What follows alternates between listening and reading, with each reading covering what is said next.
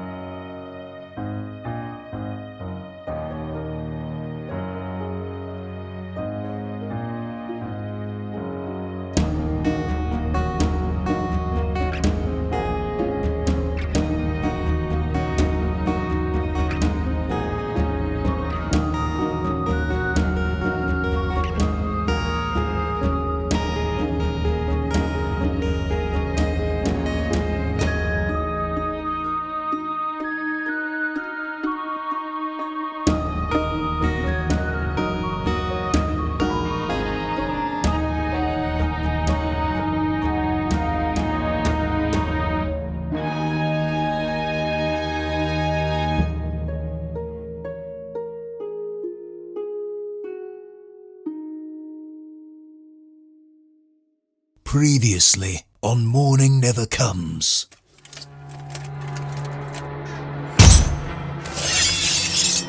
Your time is over, Orc. Submit or face the spear. I know you can hear me. I know you're listening for this. We need to talk. I can give you the secrets that might help you win this fight. I demand your memory of her. As I say, when I've made my decision, I'll contact you. I'll be seeing you. You take one step towards the smoke, and your mind goes back into a vision, and it's the same vision you had last time. We can't go. And I guess I have some reading to do as well. Reading?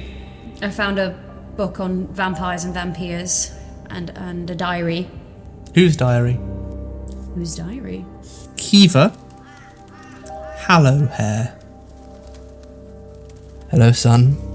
At your feet, there's a piece of wood that's been sharpened to a point. I cannot reform. I cannot be a part of this any longer. I never got to tell you last time, but I love you so much. The man I was loved you too. He just falls to the ground. You're late. Seems very strange you talk of the pain that my family's inflicted upon you, yet this letter tells me you want to give me some sort of gift. Yes. You don't have to be there while I kill your friends.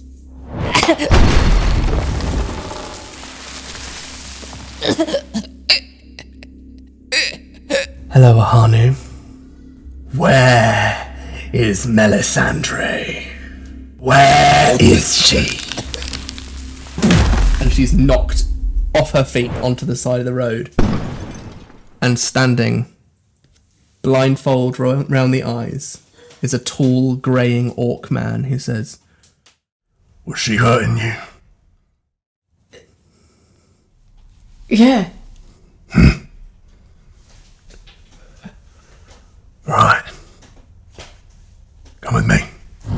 Hello, adventurers, and welcome back to Fumbling for Lines Campaign 1, Mourning Never Comes. Yes. Always we have Tom Kiteley, Aneurin, Doyle. Elliott Samuels, Solomon Werefeld.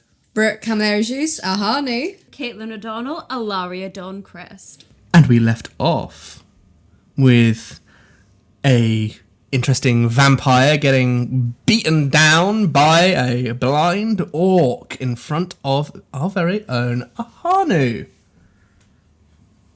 And then getting dragged off to a strange part of town. Who are you? I've never seen you before in town.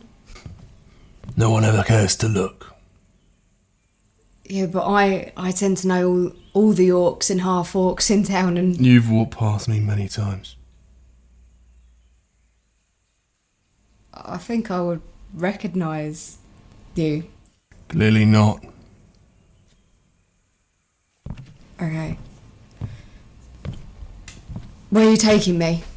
Safety. Safety? He was gonna kill you. Yeah, but I need to warn the others. I need to take that body to the chapel. You can't do none of that if you're dead. Yeah, okay. Are you injured? No, I'm fine. Are you sure? Yeah, I said I'm fine. Alright. Can I just get your name? My name died long ago. Well, nice to meet you, died long ago. I'm Ahanu. Funny. Where do you live? I live with Otto. Where? Just across the bridge. Right. He sort of leads you over the bridge. He sniffs the air. She sniffs as well. We don't seem to be being followed. Can you make your own way from here? Yeah. Where do you live? I think you know that if I had somewhere to live, I'd be there right now. Well, why don't you come stay with me then? I'll make us something. Well, as a thank you for saving me. And like I said, I like to get to know all the other orcs and half-orcs in town, so... He slowly turns his head to the side. Yeah. I'd like that. And they just go off. You lead him back to Marshcroft. Yeah. And he sort of smells the air in the house. Why do I smell fur? Oh, I look after I help out at the pet shop, and sometimes I bring the animals here. You like taking care of needy creatures, then? Reminds me of home. Where is home, if not here? I grew up in the forest, not far from here. Well, I think it's not far.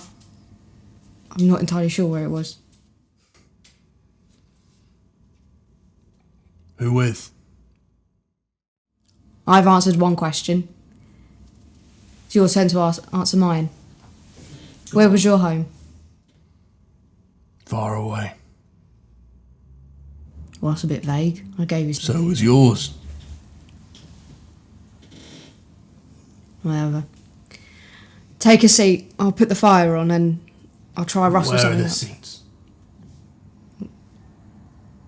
Alright.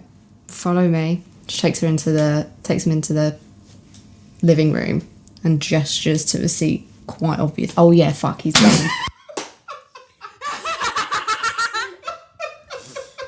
It's over there! God, can you see where it is? She forgets this. And is like, points to the chair. And Sometimes like, the dice don't need to tell a story. Yeah, she just points to the chair and is like, what? Oh yeah. Are you pointing? No. You were, weren't you? No, I was just thinking silently to myself. Give me your hand. He reaches out a hand. She takes it and then leads him towards As the you sort of take the hand, you see that his skin it's mostly scar tissue. Like there's claw marks, what look like blade wounds, bruises that have formed this sort of like callous, almost like armour of just thick, hard scar tissue on his wrist. She just takes like a little gulp and doesn't say anything and just continues taking him to the chair. He sits down and he starts sort of stroking his long grey beard that he's braided into these like almost like Scandinavian sort of style beard. Do you have any mead? I can have a look. She looks. Do we have mead? Perception. Yeah, probably. Yeah, here you go. Last bottle. Thank you. He uncorks it and just downs it in one. Thirsty, I take it. You wouldn't believe.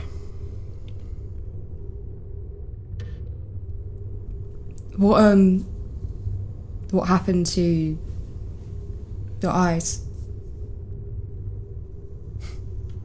It's long ago. I try not to remember.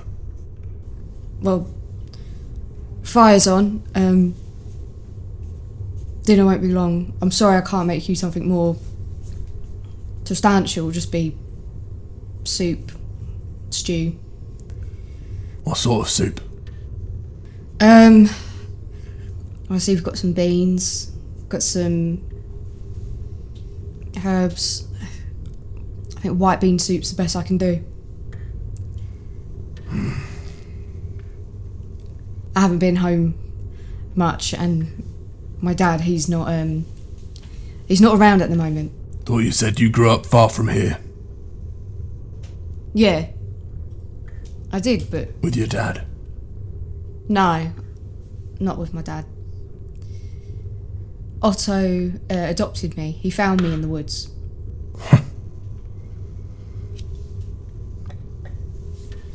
Well, thank you for dinner. It sounds delicious. Why did you save me? Why did I save you from the looming, scary-looking woman that was actively hurting you? Well, how did you know she was hurting me? Because you were in pain.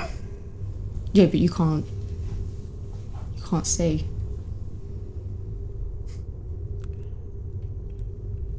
I can hear. Can you teach me? Otto is human, so he doesn't fully understand like orcs, like our anatomy. He's tried his best, but What don't you know? well, just how to. I don't think my senses are as keen as what yours are. I'm blind. My other senses are practiced more than yours. Orcs don't have an affinity towards smell or any of that. Those are lies, told to you by those that hate us and want to make us seem like beasts. We are closer to humans than you would think.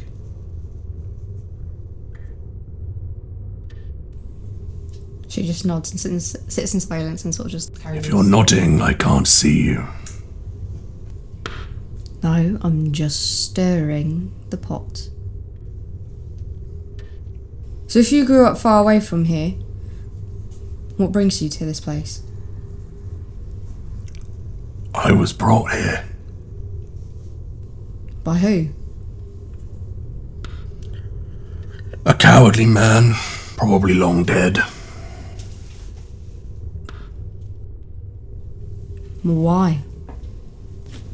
As a trophy. A trophy? Then where have you been staying all this time? Where you found me. What, in that alley? I mean, not that one, but alleys, yeah. Well, no wonder I never saw you then.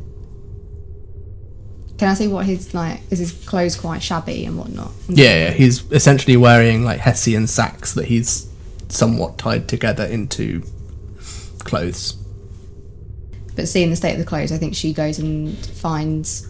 she goes into Otto's wardrobe and just grabs a couple of pieces and starts making him some new clothes.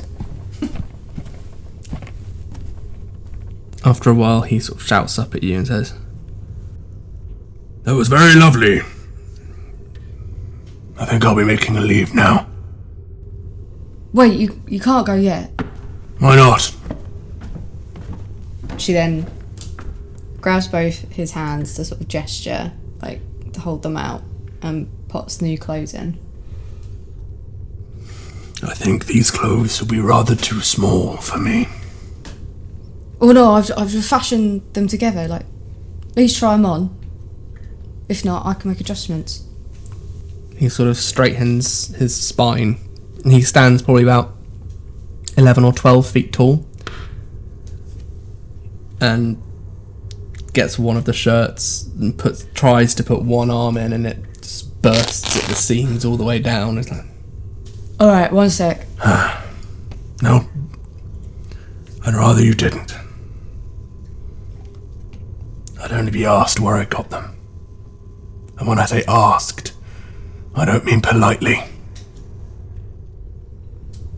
Yeah, but you were on your own then. You're not now.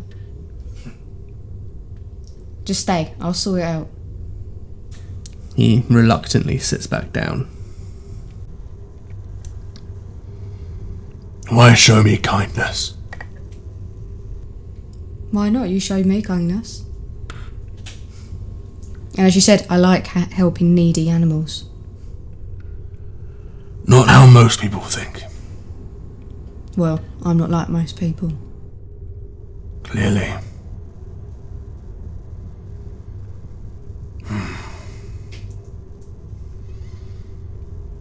If you don't mind, I'd like to sit here a while and think. Stay as long as you need. He moves each leg onto the other and sits cross-legged on a seat that can't quite take someone that big, and so he sort of slides off it and just sits on the floor instead.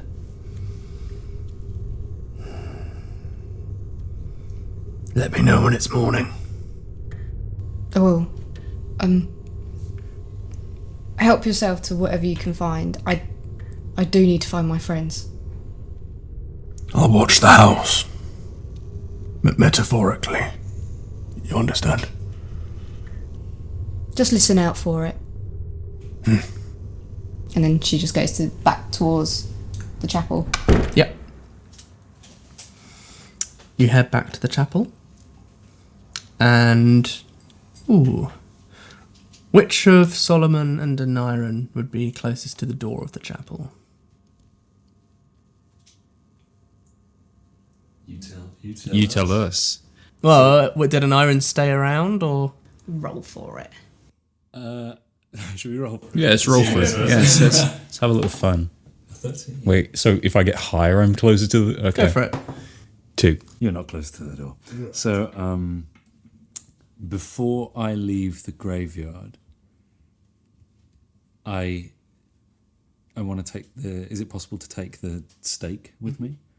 And I want to take the wedding ring on his finger Okay, yeah. with me. And I'm going to head back into the chapel. Yep. Yeah.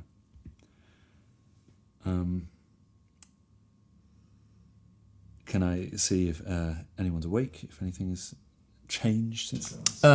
Alaria's in there. Alaria. Aneurin, Karen.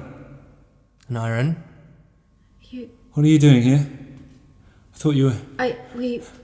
we had an incident. I needed some healing, but you look white as a ghost. Yeah. Aneurin, are you alright? What happened? Oh. Apart from the obvious. The obvious? Fear. You've seen her? Yes, she's She awake or is she still? she's asleep. Good. And he kind of like the side of the corners of his mouth go, and he's like, I could have stopped it.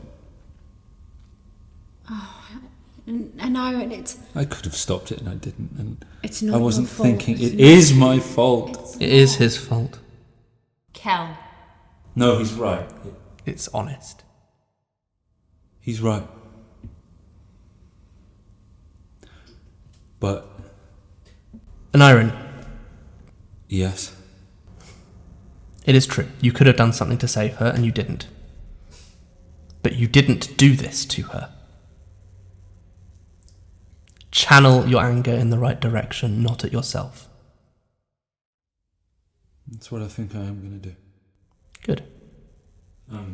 What is that you've got in your hands? Oh.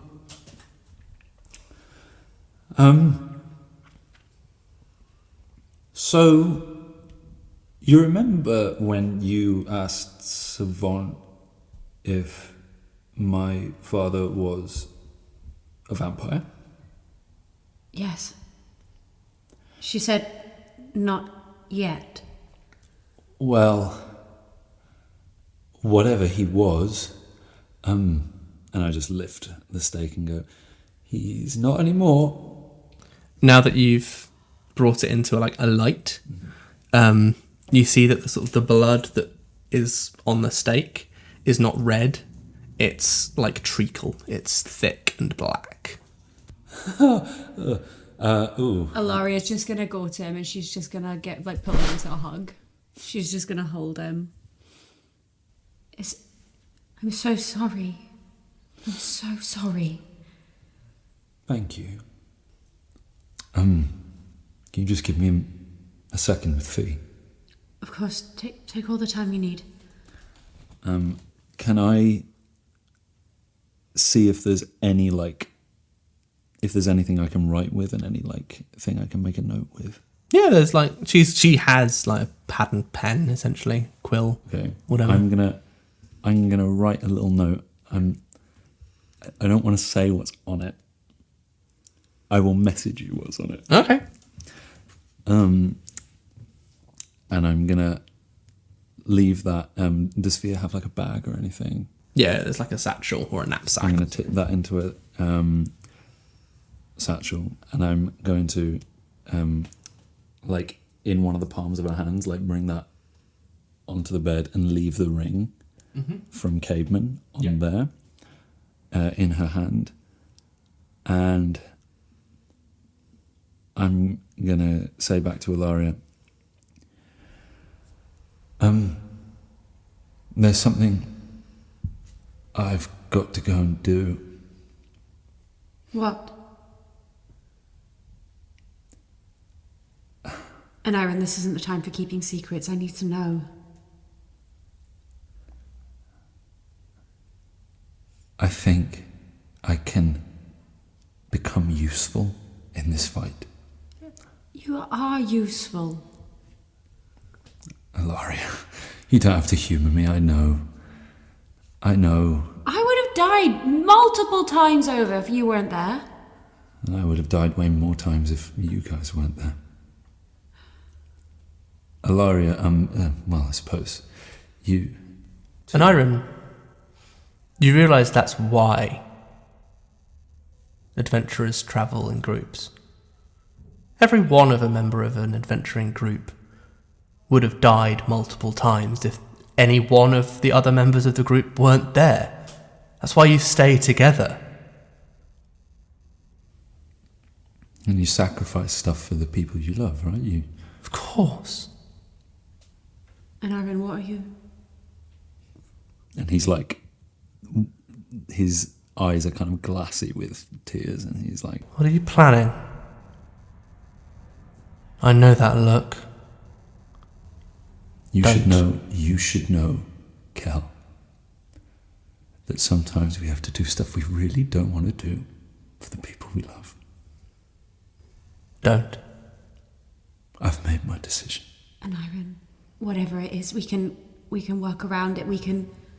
You don't need to do something In my mind, crazy.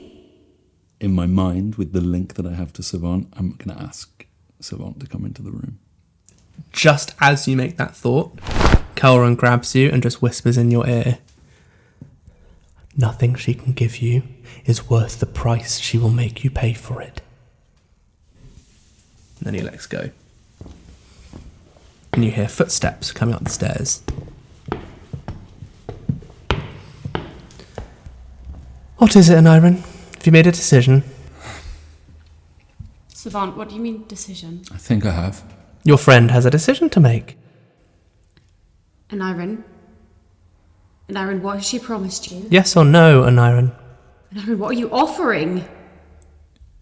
You promise that what you give me will help me end this. It will. It will end this? It will help end this. I can't know the future. I cannot know if it will, but if you use it, it gives you a fighting chance. Savant, what are you offering him? What I offer everyone. Knowledge. At what cost? Take it. Aneurin, She reaches out a hand and places it on your head. And you're fine.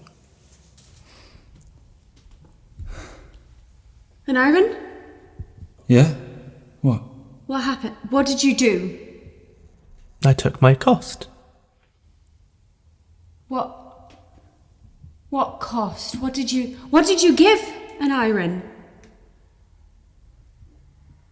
I don't know. Yeah, you have no memory of giving anything. You don't. You were going to tell me how to stop. Yes, a few things do need to happen before I can tell you, but I can tell you what needs to happen before I can tell you. I promise. Okay, go ahead. Minor hurdles. The seal in the obelisk must be broken in order to end the prohibitive elements of the spell that is cast upon it. And the being inside that crystal needs to be released. The Celestial. Yes. Okay. Once that's done, I can give you all the information you need to help take down my sister.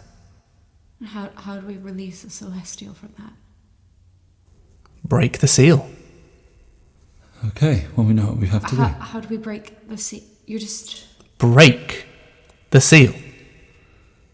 It is that simple. Savant, what did you take?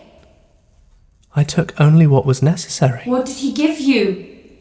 That is up to him to tell you. Aneurin? Yes. Aneurin, look at me.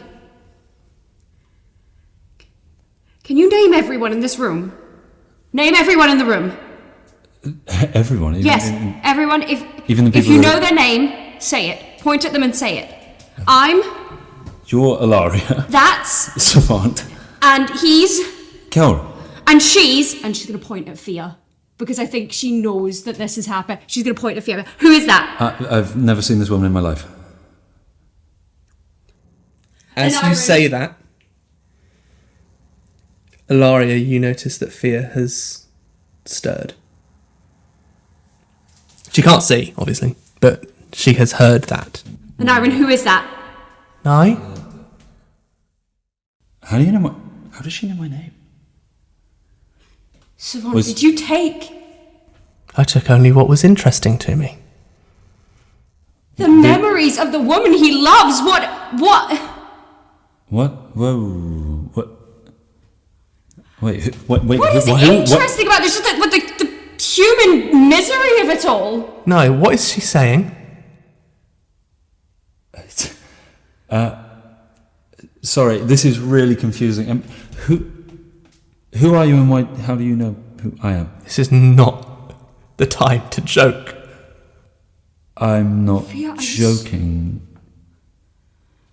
Is this what you wanted, Savant? Just to watch this? Is it funny? It's rather interesting, don't you think? Does life really become so pointless when you get to your age, that you'll just fuck with people like that. You'll see. I fucking hope I don't at this point. That can be arranged. If you wish it. Get me the seed. I'll get you the seed. Good. Actually, Then my price was worth the cost. shall. I will return to you when the seal is broken. Okay. This has all been supremely strange. Shall we go and break the seal? It's just gone now, isn't it? There's no way to get it back, right? Yeah. What about? Not unless I choose. And you won't. Not for nothing. What price? Follow me. She's going after her, yeah. Kelren goes to grab your wrist. I just want to talk. Don't. I won't do anything rash, I promise. He tentatively lets go of your wrist. I just need to know our options. So, Alaria Dawncrest, you seek from me to return the memory to Aneurin. Yes? Yes. One potential future. In return, I demand a certain future. Give me your memory of Kelren, and I will return Aneurin's memory of fear. I knew that's what you'd ask.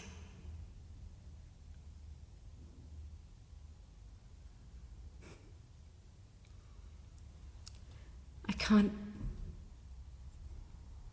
I just got him back. Your happiness or that of your friends?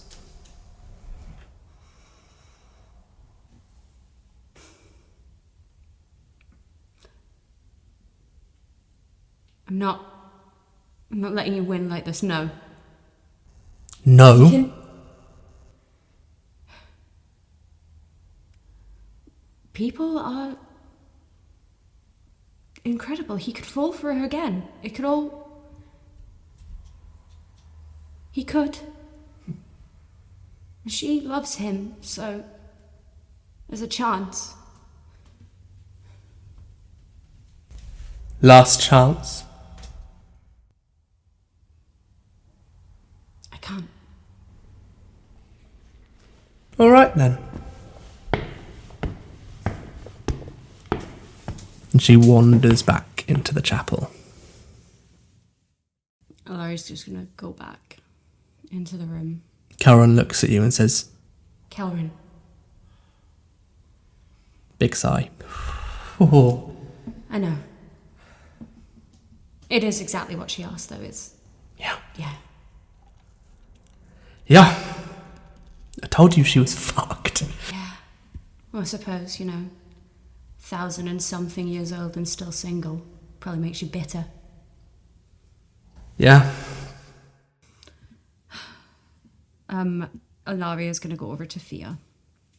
And she's just going to sink down and she's going to gently take her hand. As you grab the hand, she says, Nai? It's Alaria. Oh. Alaria. Something's happened. What do you mean? Have other people gone blind? Yes, unfortunately. Oh. Some deaf. It seems that this one attacked the senses. Who is doing this? We're close to figuring that out, but Aneurin seems to have made a choice in order to help people, to save the town. And What I'm sure choice? To save you. My patron gives gifts in return for knowledge and other things. What other things? It seems that what she asked of Aneurin was for memories. Memories? Precious memories of someone he cared about. What, so he just needed to tell her some stuff about someone and... No. The entire memory. So he told her everything about someone? Think of it like cutting out a part of a painting. And as it moving it. took the memory? Yes. Who? You. He Why- gave why all me? His memories of you because he loved you. Loves you. He loves you so much that he was willing to give you up to save you. But that just makes it hurt more. Yeah. Why would he do that? Because he would rather you were alive and had a chance to keep going without him. He didn't ask me, he didn't... They never ask, they hurt you because they think it's what's best for you.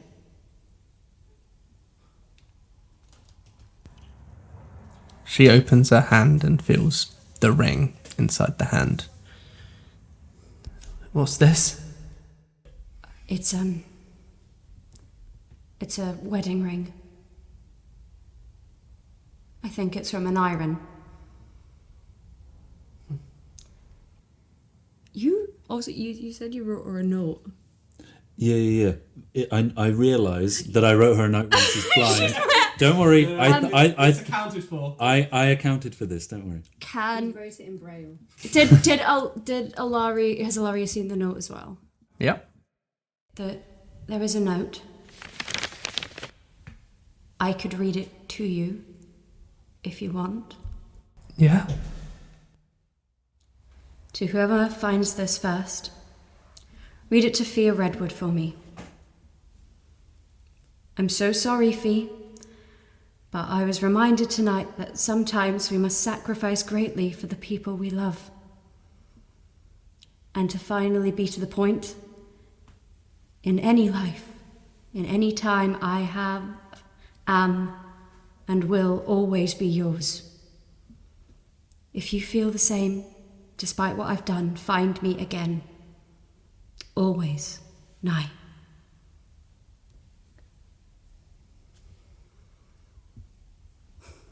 How can I find him? Where is he? He's I'm in the same chamber. he's It's meant in a metaphorical way as well. I suppose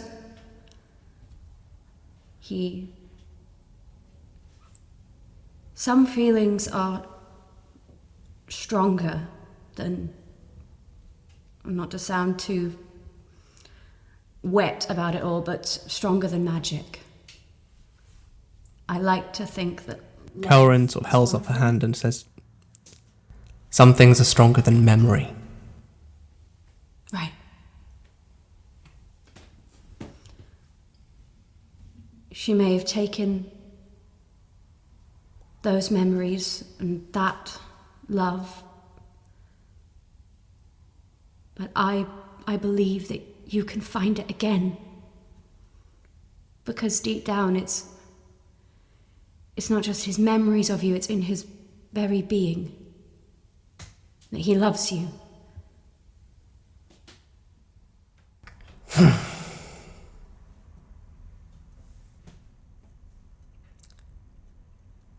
Could you let me be for a while? Of course. Right. And Ahanu, this is the point where you arrive at the chapel. What happened? Is everyone alright? Well, clearly not, but as in, like, are you alright? Another gear spell. Fia's blind. Fia. Yeah. And Savant made a deal with Aneurin. What type of deal? She took his memories of Fia. He doesn't know who she is. Oh, Simon. It's okay. It's going to be okay. Is that the redhead? Yes. I know her. Yeah. To be fair, it might actually be for the better. In some ways. Not for her.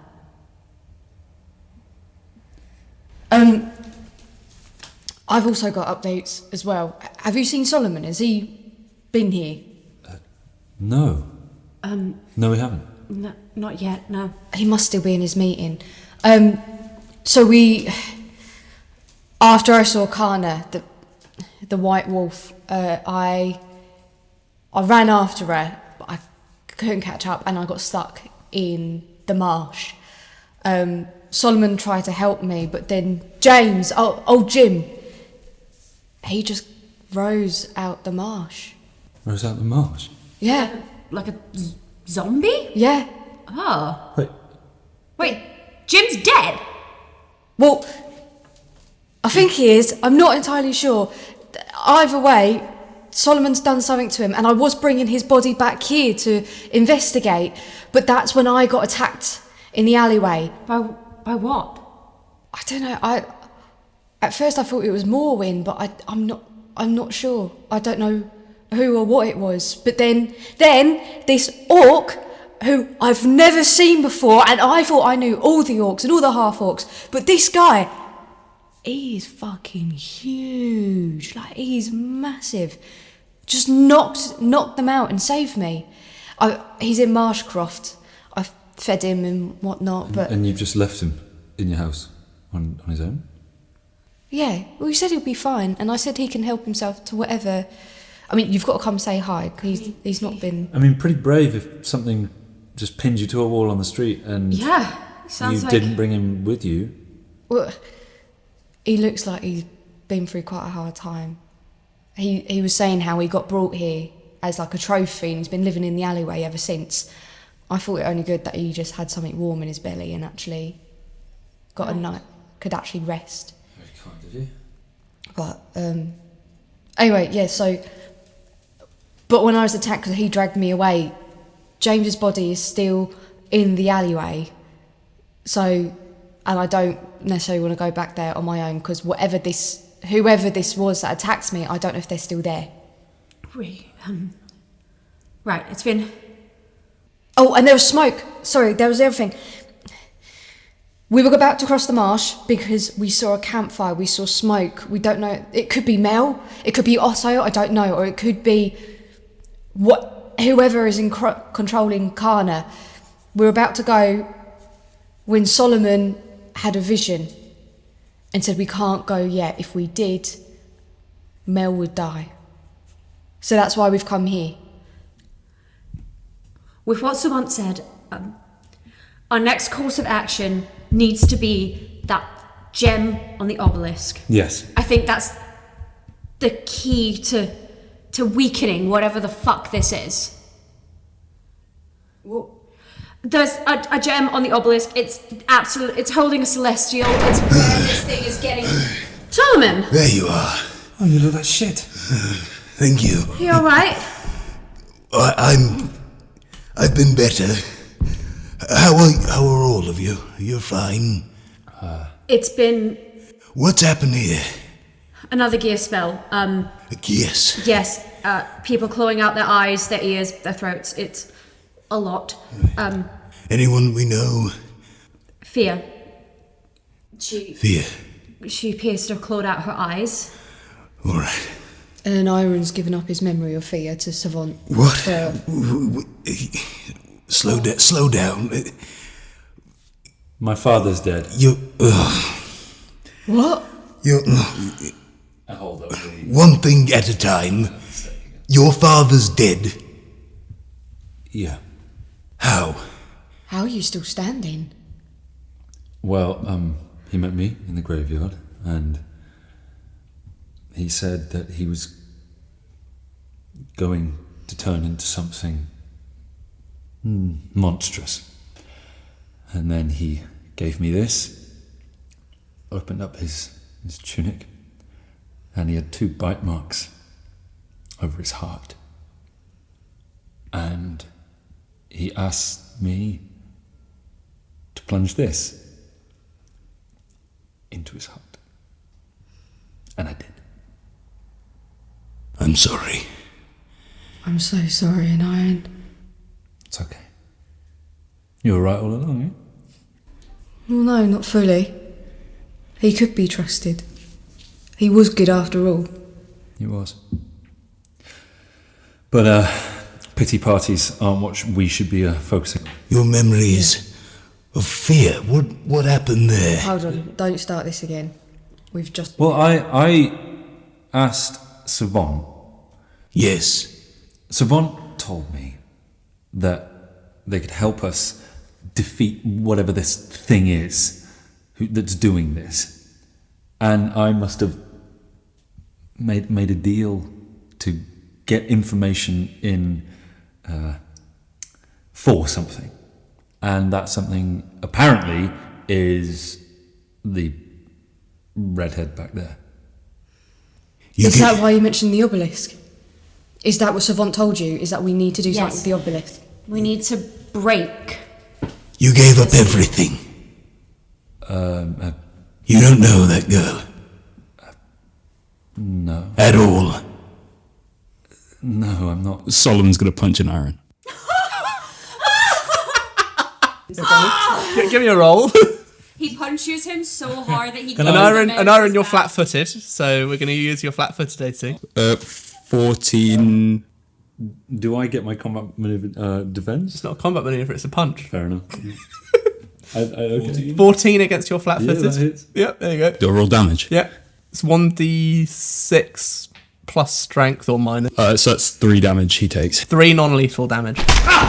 You stupid boy! Solomon!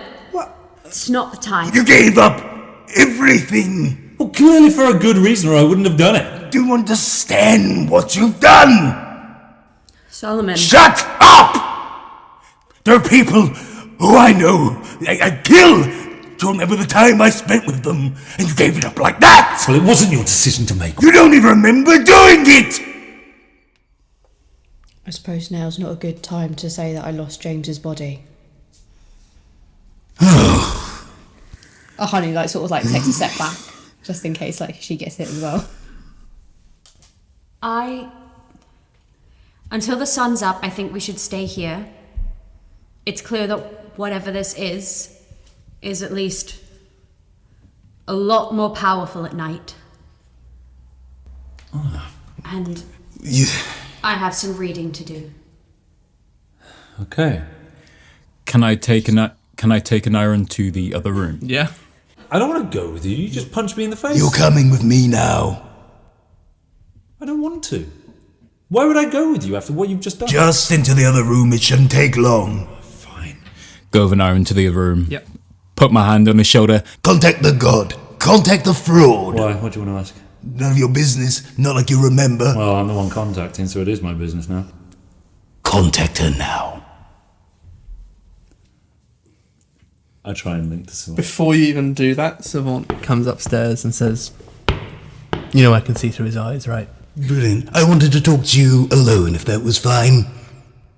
Okay. She snaps her fingers and Aneurin, you go blind and deaf. Oh, she snaps her fingers again. Silent spell. You now can't speak either.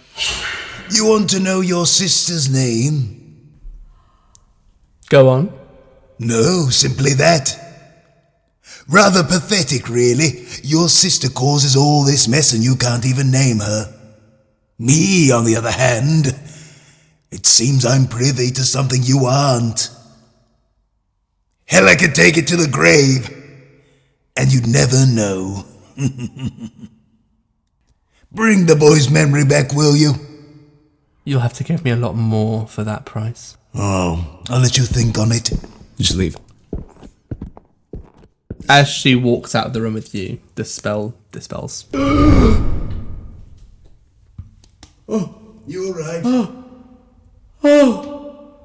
Did you hit him again? No, I didn't hit him. Did you get through to her? Yes, I got through to her. I gave your quote, God something to think about. I'm sure she'll be in contact soon. Shall we go? I have some reading to do. No, of course. I think. Do you want me to come with you? Kel, I'm Yes. sure. I think we should all stay here at least until sunup. I'm sick of you all wandering out into the night and then coming back saying that you got gouged and slashed and attacked and poisoned and... She makes an excellent point, to be fair. Ahanu, your staff, it protects you from the spell, right? Yeah. You lost James's body. Sorry, how did that come about? She was attacked. What did they look like? It was dark. I saw pointed teeth, red eyes. I was saying at first I thought it was Morwin, but now I'm not so sure. Suppose that's partly on my fault. The meeting I had was with someone called the matron of the rookery. I was just as confused as you all were. But it seems this person has a great role to play in what's happening. They're looking for information. They're looking for Mel. For Mel? That's what she wanted. Why? I don't know. Do you think it has something to do with the vision you had? Possibly. All I know is that they tried to separate us. There's going to be a target on all of your backs. She intends to save me for last. Why? It seems she has a grudge against my family. Or something of the sort.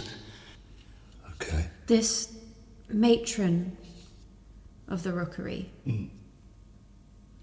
was she executed for witchcraft? Yes. If it's the same person I'm thinking of, then yes. Then it's her. It's Savant's sister, isn't it? Yes, I thought so too. Right.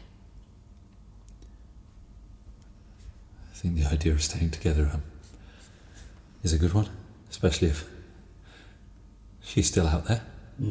If that's... Yeah. Okay, who wants to keep watch? Because I'm quite tired. I'm feeling alright. I'll stay up. No, you all need to sleep less than we do. Just gonna gesture to Kelrin. And we've got provisions. Do remember, dear, you're not technically an elf. Do I need to sleep at all? I don't know. Never not! Maybe don't test that now. Just a thought. If there's any time to... We'll see how we go. I'll stay up. Or test it. Listen, I don't think you're the one who's allowed to critique any decisions tonight. You made a choice that you don't even remember, that all of us are wanting to smack you over, but it's fine. Can I quickly go over to Thea Yeah. before we set off? She's awake. And just like gently take her hand. You take her hand. She says, "Who's that?" It's Solomon. Solomon. I know, strange. I'll keep it brief. You look like you need to rest. I'll get his memories back. Don't worry. Thank you. And I let go. And I walk back to the group. As you let go, she rubs the ring that she's put on her finger. And Aneurin, at the same moment, you feel that same like humming that you felt before. Stranger. You know, I used to think that this would, as daft as it sounds, hum when my mother was watching, because it's her ring. But turns out it was just my father. But now he's dead, and I took his ring. You think you still have it in your pocket. It's still humming. Well, does Alaria see that it's Fia with it? Like, because obviously, like, she saw, like, the ring in her hand, so I guess she knows. Give me a luck check, 15 or higher, and you put it together. 18. There you go. She's going to gently put her hand on Aneurin's shoulder and go, it's because someone who really cares about you is still watching. Yeah, I think so too. Right, let's go. Are you going to sleep in the chapel? Yeah, I think sleep in chapel whilst reading books. Yep. And who's taking first watch? Alaria will. And is going to start reading the diary of Kiva Hallow-hair. Wow. You all fall asleep. You fall asleep holding the staff, presumably. Yeah. I'll put it in the middle so like it affects everyone. Not how it works. You need to be like. Could everyone rest their head on the staff? She spoons someone with the staff in between. Release me. Listen, we got to get creative, given that someone lost all the bark. Who? Not just me, thank you. Hello. The staff is long enough for probably 3 of you to sleep like that. Yeah. Okay. Yeah. You take first watch, and you begin to read the diary. Yeah. Reading my book. Woohoo! Is there any specific information you're looking for within the diary? Or are you just wanting to know what this says? Already she's seen stuff about Kiva Hair Protect. Yeah. Above the door of the Holly Hovel. So yeah, I guess she's gonna look for any sort of like protective magic, and maybe just like a general vibe as to like, because she knows that Kiva was Kira's mother, right? That lineage has been explained. Yes, Kira's mother. That lineage has been explained, and she also knows that from like talking to people about the town that the last time the monster was really out and about was when Kiva was around and then died. So from what you currently know, you haven't been told. You've worked out that Kiva was Kira's mother. Yeah. Because it was all very unknown about what her lineage was. Because I think Kira told us when we went to talk to her. Yeah. Yeah, because Kira was adopted by the von Strausses. Yeah. Having been sent back into town by Kiva once Kira had hit puberty. So Kiva was growing up in town during the plague, until she hit puberty when she presented as an Aasimar, and her hair glowed, and it had. This is all in the diary, yeah. And she calls it an effect over men that she did not wish to have. And her mother, who she always capitalizes the M of mother, which you notice because that's slightly unusual. Her mother sent her out of town and into the hovel at a young age and was told to hide there because the men were threatening more and more that something bad would happen, essentially. And she hid out there, and then she talks very fondly of a young man that found her but did not seem to be immediately enamoured with her in this sort of lust-like way, but merely would bring her wildflowers, and would sit and talk to her, not even looking at her all the time. Sometimes she would want to be behind the door of the hovel, and he would just sit and talk to her. And she eventually talks about falling for him, and eventually she mentions that she is with children. and gives birth to twins. She then goes on to talk about how she demanded of her lover that the girl remain with her for fear that she may present the same way she did. But that she wanted him to take the boy, for him to grow up in a town and not in isolation like she had spent her life. And this is the first point when she mentions not even the name, but the identity of her lover as being the Earl von Strauss, and that they named their child Asmund.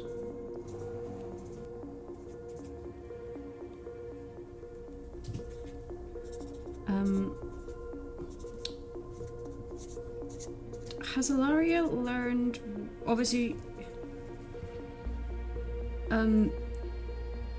she knows that... Wait, no, she would know that, right? She would know that, like, the von Strauss brothers with the sister, who's Aneurin's mum, and could therefore probably work back that the grandfather of Aneurin. Yeah, you know my... So, and Asmund you know to be the name of Aneurin's grandfather. Aneurin's great-grandfather. Grandfather. No, wouldn't it be... No, if Asmund was the lover... No, Asmund was the child. Asmund was the child, sorry, yes. Yeah. Yeah. The lover is merely called the Earl von Strauss. He's never named. But she often refers to it as my Earl. Is like how she will lovingly refer to him. Merle. My Earl. Talking about my Earl. Anyway. Enough bits. So yeah, okay, Alaria's just gonna be like, but that means as well that... Because what doesn't Alaria know about how Aasimar genealogy is passed down? It's essentially random. Yeah, I know. Yeah. Like, an Aasimar can present... Like, at any point, it doesn't matter how close or far you are. If you have celestial genealogy somewhere in your line, you could present or give birth or father or whatever Aasimar children, or present as an Aasimar. Yeah. Similar to how tiefling genealogy works then. Yeah. Okay, yeah. So she's gonna look at Aneurin real hard though and be like, is he a bit... You know, just like... Was it you that touched the obelisk and saw the green eyes? Or was that Aneurin that touched them? No, it was. You recall those green eyes that you thought were Aneurin's, and wonder if they weren't, but there was a family link that you were retroactively noticing. Whatever is trapped, the celestial that's trapped in there could be a distant ancestor of Aneurin. Could be, yeah. Because it only goes back 3 generations before you get to shared parentage with a family that's known now to have Aasimar children. Yeah. You also notice, by the way, that Kiva writes about when Kira returns to town and she sends her into town after she hasn't presented as an Aasimar, that she deliberately told her to change her surname to Hollyhair. Right, okay. So that there was not that established link with someone that was known to be... Because Kiva was like out and out Aasimar, everyone knew she was Aasimar, and for her own protection, she told Kira to take the name Hollyhair instead. And Alaria is gonna go there and be like, should have tried a little harder on that one. Hallow-hair to Hollyhair. You're not fooling many people. Oh, the lady in the woods with the white hair called Hallow-hair. And this... No one knew she was in the woods. Okay. That was the big thing. Like, only the Earl seems to sort of have taken any notice of her. Everyone else thought she just disappeared. Okay. And she's going to keep reading because she wants to know about what happened towards the end of Kiva's life, if it's in the diary. Yeah, Kiva later on gets quite cryptic. She writes a lot of the time about purpose. Like, I think the isolation of just living her entire life outside of society, not really in her own choice. She starts to wonder why she is what she is. Like, she knows who her mother, capitalized, is. And she talks about not being able to see her mother and not being able to talk to her, and that gets to her.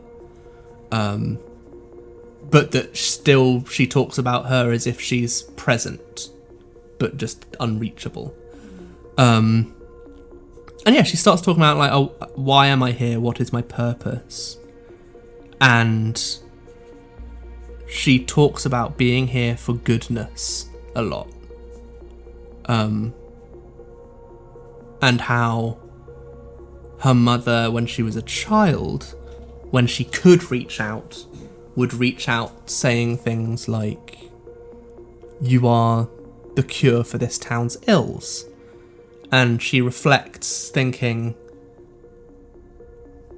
I originally thought that was metaphorical, and that, like, it was just that as this sort of half celestial, that meant I had this inherent goodness, that I would be a great healer or something that could offer the town something of me.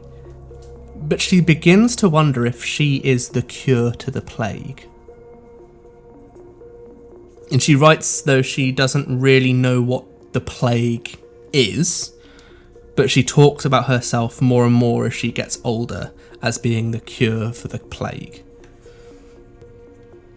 And then her last entry is, I think you'd probably know at this point, it is the date that oh no, you probably wouldn't know. No, you wouldn't know. But the last entry lists, a great weight has been lifted, and the burden of life seems fleeting. And that is the last entry, is something along those lines. Because, yeah, she doesn't know the exact date, but she does know that Kiva died the same day that Asmund... Kiva died the same day as Asmund's great victory. Yes, sorry, that's what she knows. She knows that... The day the plague ended was the same day. Yeah. And everyone thought it had ended. Yes. Was the same day that Asmund... was the same day that Kiva died. She knows. And yeah, so on that day, she talks about a great burden being lifted, and the weight of life is over. Yeah, so she's gonna wonder if maybe Kiva was sacrificed to stop the plague, maybe? Or... She's talking about it fondly. Yeah. Like, it doesn't seem but if begrudging. If she'd already resigned herself to the idea that she was the cure, she might have been willing to undergo something like that, But yeah, she's definitely thinking as well, mostly about the Aasimar lineage. And hopefully thinking that, like, if I free this Celestial, that gives me something that I can touch upon immediately to be like, your family, your lineage, they're in trouble. Yeah. Also, the fact that Kiva was like, oh, my hair glowed and I had to leave. She's going to immediately be like, Mel and the wedding. The hair glowing in the moonlight. Charles suddenly going crazy, not acting like himself, like a man possessed, and she's gonna be like, Mel's an awakened Aasimar. Yep. That seems like a logical conclusion. That's the line that she's immediately going down, and she's like, Mel's an awakened Aasimar. That's why Charles went cuckoo bananas and tried to attack her like a man possessed. And maybe whatever took her out of the city isn't evil, but it's protecting her from the men that would try and hurt her. Interesting. And then she's gonna shot her, like, tincture thing and maybe see about waking up Kelrin to take a bit of a watch if he's give me a perception check. 17 plus. Oh, come on. That is a 26. 26. Yeah. All of your friends are sleeping soundly. Yeah. And you go to stir Kelran. And you're quite forceful, and he doesn't stir at all. He's breathing? Breathing? Fine. Okay. Yeah, he's just sleeping. Shit. Hello? Nothing.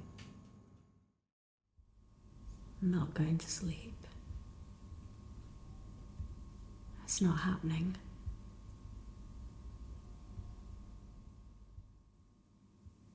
She's gonna stand up, walk towards, like, 'cause obviously you said they were in a little Vestibule. Yeah. Walk out into the main chapel. Yep. And wake someone there.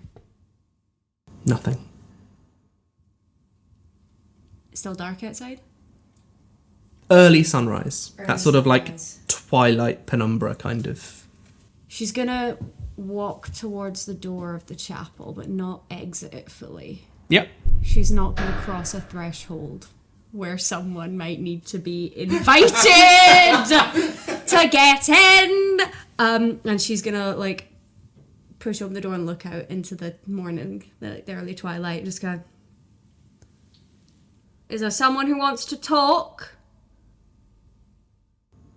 Nothing. There's not even a bird chirping. Shit. I don't like this. Detect magic? Yeah. Again, nothing more than that background noise. I'll give you a spellcraft check though, for free. You don't even have to think about it. Okay. A merciful GM. Thank you, Chris. 12. 12. As you just sort of sit there using this detect magic, you've been in this town a few days, weekish now, right? You've gotten used to the background noise enough that you can now sort of get a bit more into like the frequencies that make up the noise.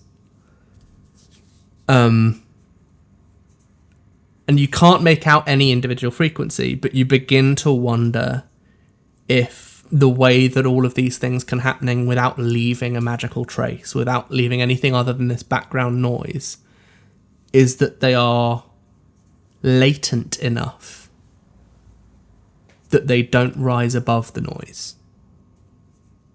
And so there is still those signals there, but you can't detect them because they are not louder than the noise of the town.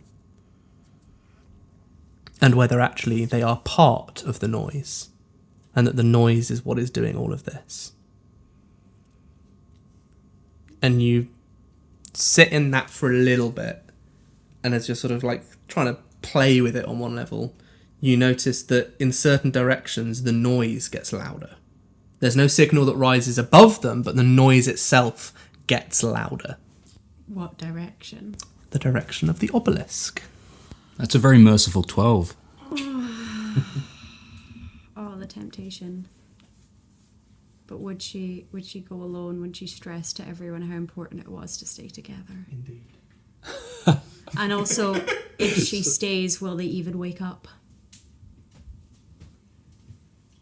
That's... Okay, she's gonna go nudge them. There were enough for 3 people, and you counted 3, and you forgot Kelran. Huh? When you counted 3 people and said, "Oh, that's enough for all of us for the star." But no, he has his, like... Mm-hmm. Oh, but whatever it is, isn't that then, so it doesn't protect him. No. Okay, then she's gonna wake up the gang. All right.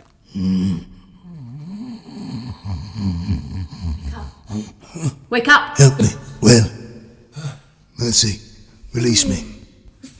I think Hello. there's been something else. Where are my glasses? Something else. You wear glasses? Yes, they're on my neck. You never noticed. Doesn't wear them on his eyes. Did you find any... Morning. Morning. Morning, everyone. We're back up to max, aren't we? Huh? Max health? You haven't had 8 hours, so... Oh, God. That's right. Turn it off. I'm sorry, I didn't want to wake No, it's fine. more than... You took a hell of a watch. We appreciate it. And it's been, what, like 4? 4 hours, 4 yeah. hours, so... Short rest? Short rest? Not a thing. Ahanu, can I borrow that? Gesturing to the staff. Yeah. Takes it. Yep. Do they stay awake?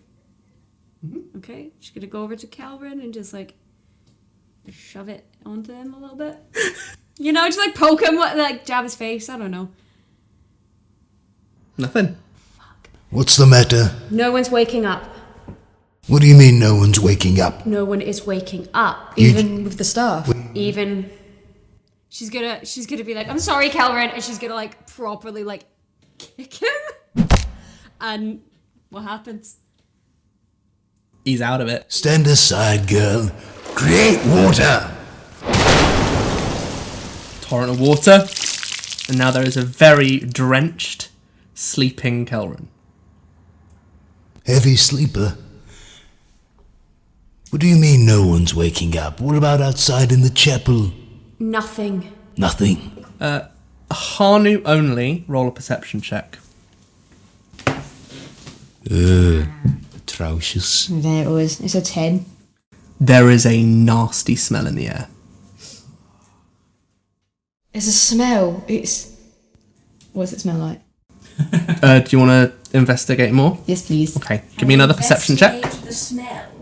Nat 20 plus 5. Cool, and now 25. couple that with a fortitude save. Oh, fuck. Okay, that is a 22.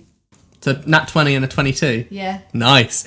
You smell 25. this, and as you sort of deliberately take a big inhale, you feel yourself drifting off to sleep. And then you like catch yourself and you're like, oh shit, and bring yourself back enough to not fall asleep. What was that? You alright? What? Head rush. No, there's a smell. Can you not smell that? No. Anyone want to check? Nope. When I was just trying to work out where it was, I just suddenly felt myself drifting.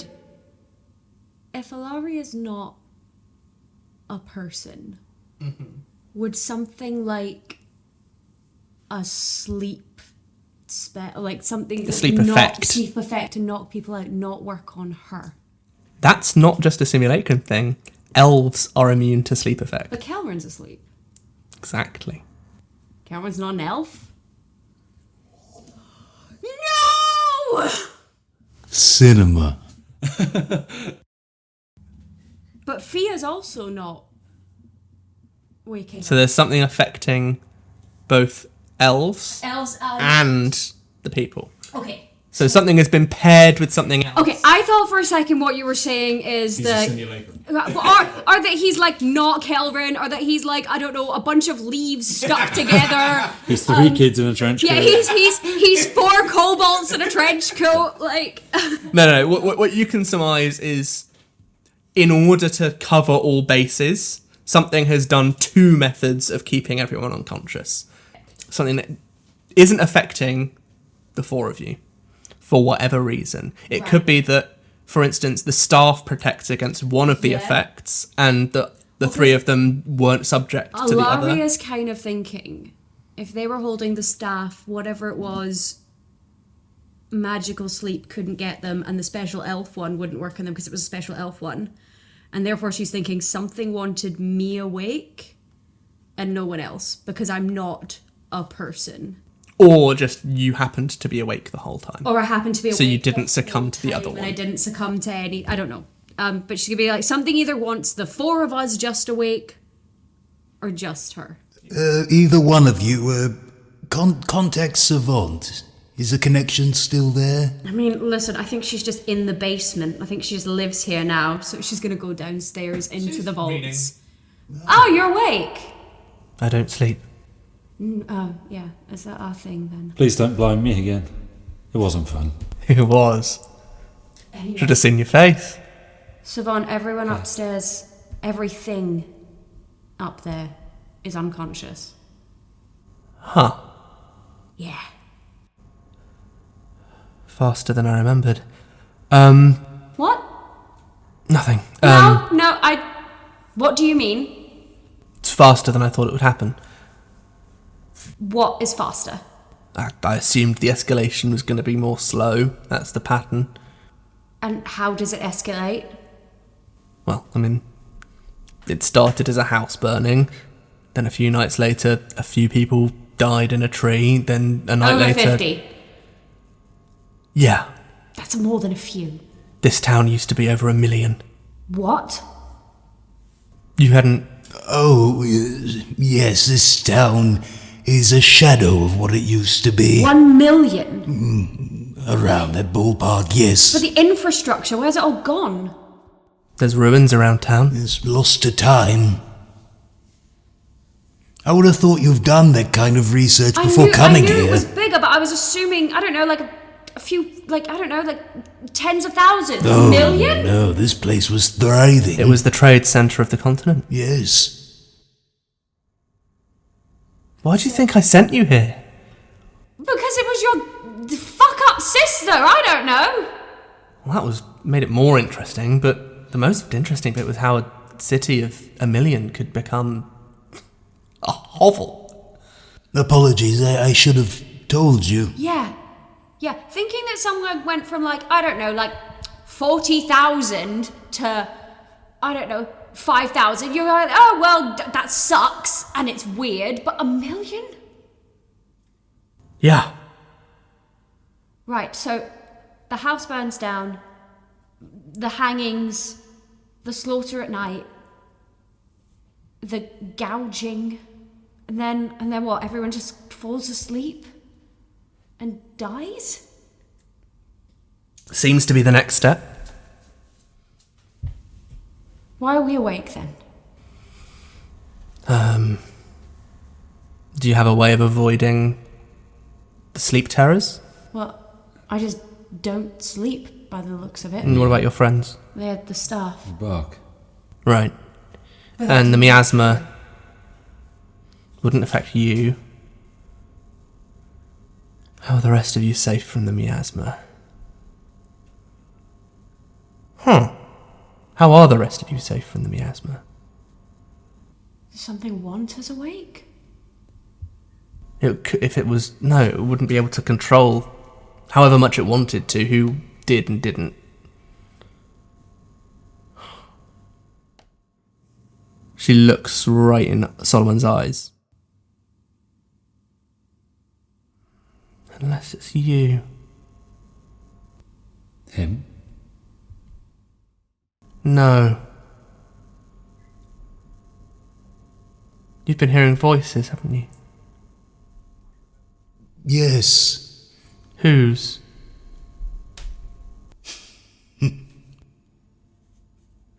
Someone in a different plane. A different plane or a different place? Well, wherever they are, they seem quite adamant about me not lying. What do they look like? I couldn't tell you. They haven't shown their face. I only really started talking to them a few days ago, maybe a week. I'm not sure how many days, I've lost track. When the first crack appeared. In the gem? She could reach out. When I first came to the town and the first crack appeared, that was when you started hearing the voices. It's around the same time Otto came by, and yes, that does track. Solomon. You've been speaking to a Celestial. Solomon. Did this being have green eyes? I'm not... I only hear the voice. I don't really... There hasn't been a physical manifestation of this thing. I only hear the voice, and it only pops in at very inconvenient times. It's not something I can call upon. I've tried. I tried doing it at the wedding before everything happened.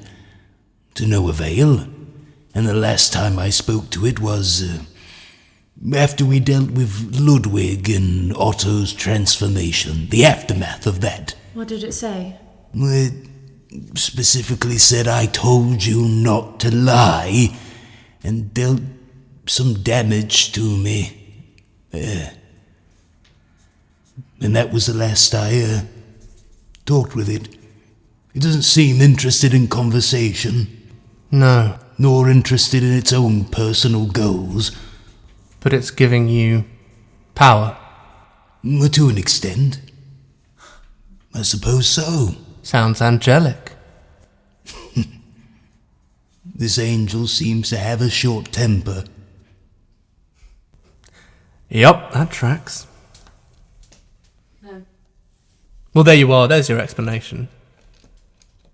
What as to why I'm awake? You and your allies, yes. I can hear it. It's like the magic, the sound it makes. It's like this background noise, but when I turned towards the obelisk, it got louder. The prison. I think it's time we need to go and we need to free it. I think she's being used by the obelisk. I think she's the center of its power. I think she's like fueling it. That's what... The obelisk is the scroll, Yes. and she is the spell component. Exactly. That's what Kelvin and I figured out. And if you look at it upside down, you see the celestial. Or you just read it backwards. Huh? Well, you don't have to hang upside down, you can just read it backwards. It's easier to visualize if you just look at it. Shifting perspectives, whatever. Right.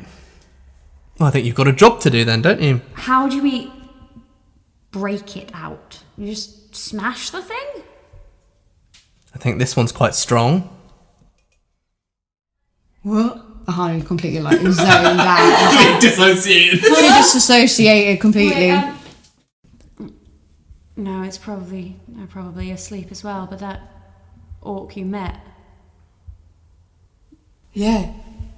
could smash something as well. Help us out. I don't think it's going to be that difficult. All right. Well, I guess we just head to the obelisk and we let was you smash it. You up for that? I think just fair warning. Angels they can be difficult when they're angry.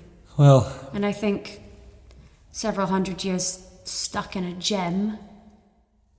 She hasn't been in there that long. But the plague, the curse has been for hundreds of years. You telling me they would have to switch out their celestial every few times? No. But why do you think it took so long? She didn't have that power most of the time. And how did she whistle down the town from 1 million? Slowly. So this is the final. The gem was added to the obelisk, according to the library records, about the time that the plague ended. When Asmund died, the gem appeared some days later. When Asmund died? Yeah. Right. And I wonder if I don't know who might be in there. Well, there's only one way to find out. Yep. not like we've got any other sparkling options. Aneurin, Yeah? in reading the diary, there's something I learned as well about you, About me? your family. Okay, go ahead. What was it? Your grandfather, Asmund, was a Hollyhair, or a Hallow hair. There's a Hollyhair. And your great aunt is Kira. No. Does that mean we're cousins? Come here, cousin. And she just like gives Aneurin a really big hug. Oh, okay. Ahanu. Gentle hands. Gentle hands. Oh, sorry. She gives him the scruff, messes up his hair. But more importantly, the Hollyhairs or the Hallow hairs are Aasimars. Whatever. All of them? Well, that's not really how it works. It's kind of like, you know how if you have a mum and a dad, and they could have like 6 kids and then one of them's a redhead? Yes. It's kind of like that. You know, like they carry the gene, but it's only if it works out in a way where like it actually manifests. Interesting. You know? What about him? Is he a redhead? I'm using redhead as code for Aasimar. Well, I don't feel like it can. Not that I would know. It can activate, but the person I think might be is Mel. That's why she wants Mel. I think that's why she wants Mel. Oh, fuck. I should have said this before, I'm sure Ahanu somewhat filled you in. When we were out in the marsh and we saw smoke in the distance, we were going to scope it out, but I had another vision, one more detailed than the last time associated with metal. If we were to have gone to that, knowing what we know now, and we would have discovered Mel, the person who is after Mel will have figured it out, and it would have all been over. We all would have died. They would have found Mel and accomplished what they wanted to. Hence why we can't go searching for Mel until the right time. So, Mel is the key, and Aasimar is the key. Which supports you not being, well, an awakened Aasimar, otherwise they probably would have taken you. I've never been so grateful not to be part angel. Well, I think it's time to go smash a gem and possibly beg for an angel's forgiveness. Can I be the last one to leave and just look at Savant and say, You had time to think on it, girl. When you break the gem, it won't matter. I'll remember it all anyway. just leave? I was gonna go, stop trying to fuck my god! Oh, we're long past that now. Guess we're on second base. Anyway, so I guess are we gathering forces and going to the obelisk? Yeah. So there is no one in town. Like, it's Wait, about the is same. the sun's up? Sun's up, yeah. Okay, that's It's fine. about the same time of day that you first arrived to the town. And you remember it was quiet, but that there was a bustle in the market square, which is near where the obelisk is. I'm sorry, I got robbed. It's how you got robbed. Those were the days. But there is no one in this town. There's not, like, no cats, no sounds. It is just absolutely still. And you sort of make your way through the sort of ghost town and get to the obelisk. And you notice that the gem that sits at the top is now... It looks like, you know when you hit like a car window, it doesn't quite completely burst through, but it creates that sort of tempered glass grid pattern over the whole thing. It's that around the whole gem. It's ready to burst and being kept together by force of will at this point. Can I just take a step forward towards the obelisk and then just attempt to reach out to wherever this thing is? How do you reach out? I'll have a not to keep everyone waiting, but I'll have I'll use prophetic visionary. Oh yeah. And say No one touch me for 10 to 15 minutes, please. Don't disturb me. And I'm about to... because I assume visions are associated with this thing it chooses to give it me. I'm going to attempt to contact this thing. It'd be a little messy, but we'll see what happens. And I'm going to put my hand on the obelisk and just sit and just attempt to do that. And I'll tick that little box. The second you put your hand on the obelisk, you see a full body, pale woman with deep deep green eyes, long silver hair, and she's currently dressed in like rusty plate armor, which has been so corroded that the sort of drips of sweat that sort of drip off her brow onto the armor immediately run into this like brown, yellow-brown colour as the corrosive, like the corrosion of the rust mixes with her sweat. And so she's clearly under a lot of strain right now. And she sort of, in your head, looks dead into you and says, "What do you want?" Hello. Are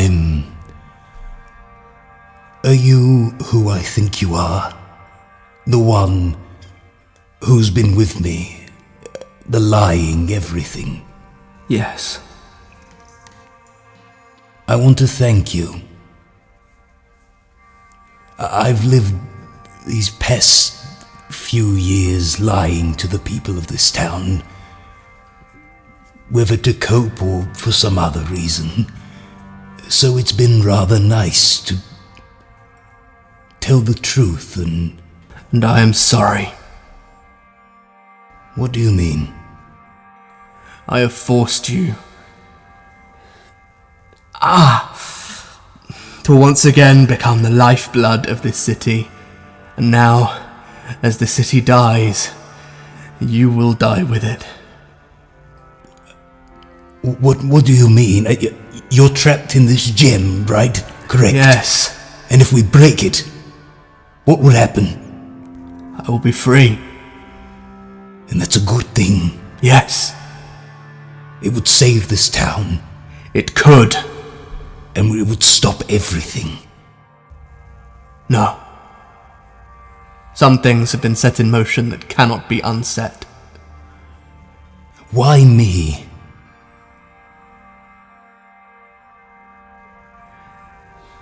You were weak enough to grab onto. I only had little power to give. Someone who resisted madness would have kept me at bay.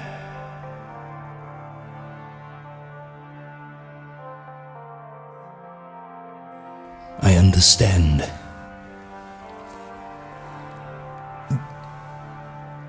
The people here, they're worried about what you'll do once it's broken. I promise I will not harm your friends unless they seek to harm me. Then we know what we'll do. And I'll just come out of it. You alright? Yes. Well?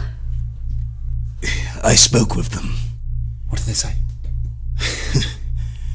They're short on time, and we talked at great length, and we should break this gem. They're unsure if once it's broken, if they'll be able to fix everything, but they're certain that they will not harm us or this town. Alright then, Ahanu. But we are not to harm this thing. God, no. Fine by me. Yeah. All right. Ahanu? Right. Care to do the honours? Let's do it. Can I possibly cast, as I go to hit it, cast True Strike on?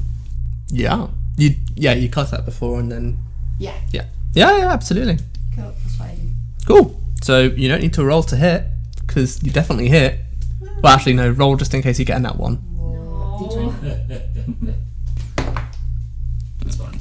It was a 4. What? That would have been... Oh. Ahanu misses and hits Aneurin in the face. Yeah, you bring your staff down on the gem, and as the staff that has this anti-magic kind of essence to it contacts with this gem that has been magically created to be a prison, a like prismatic prison for this being, contacts it.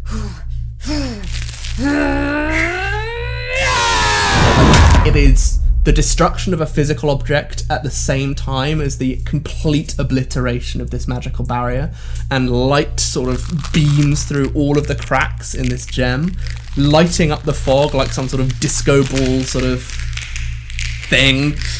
The gem shatters into thousands of pieces. And then there's silence again.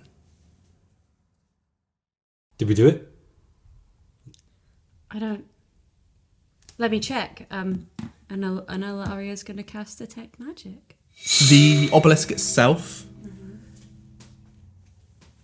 there is still magic. Like, you reach out to it, expecting like the noise to be like going away or anything like that. You reach out and immediately there's this recoil, as if this background noise has gone from a hum to it screaming at you with this like dark magic energy.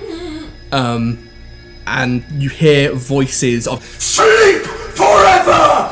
I will be the curse of Ashbourne! Pluck out your eyes! Rip out your throat! Silence yourselves! in your head as you reach out with this detection. This is just like hands on the side of her head, just like screaming as she hears all this. Like, yeah, just like falls to the floor, just like Alaria? Alaria, what's wrong? I can hear it. All four of you roll will saves. Oh no! 7. 8. 20. Dirty 20. 2020. Oh, natural. 3 of you immediately fall to the ground, knees in almost like as you watch almost prayer to this obelisk, as the overwhelming presence of fear just drops onto you all. Okay. Alaria's gonna call out and just be like, whoever is in there, please help us! For a moment, there's a silence as your friends are just groveling toward this pillar of terror. Then you hear,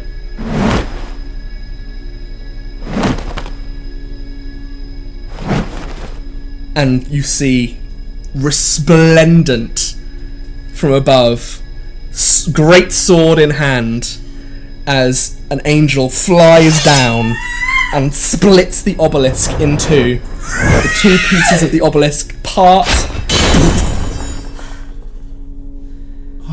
No more fear in Ashbourne. And we will end the episode. Dang! Oh. Yes! You got me worried. Yeah!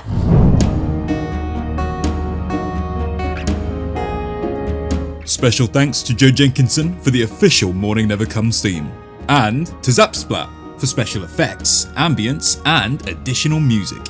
You've been listening to Fumbling for Lines Campaign 1, Mourning Never Comes.